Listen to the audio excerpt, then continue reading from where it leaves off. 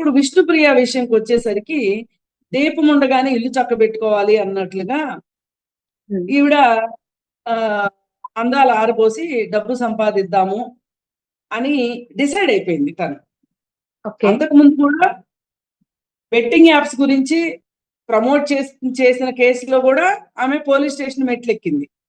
అవును. సరే, మనం పోలీసులు మనం ఎవరిపైన కేసు పెట్టినా, మనం ఎవరిపైన మన పైన ఎవరైనా కేసు పెట్టినా పోలీస్ స్టేషన్ మెట్లెక్కడం తప్పు కాదు. కాకపోతే ఒక నిందితురాలుగా పోలీస్ స్టేషన్ మెట్లెక్కడమే కాకుండా తద్వారా ఏమీ నేర్చుకోకుండా ఇవాళ మళ్ళీ ఇంకొక కొత్త నేరానికి తెరదీయటం అనేది ఎలా ఉంది అంటే, ఒక నేర మనస్తత్వము పదే పదే బహిర్గతం అవుతుంది. ఆ నేర మనస్తత్వాన్ని మానుకోవాలని అనుకోవట్లేదు.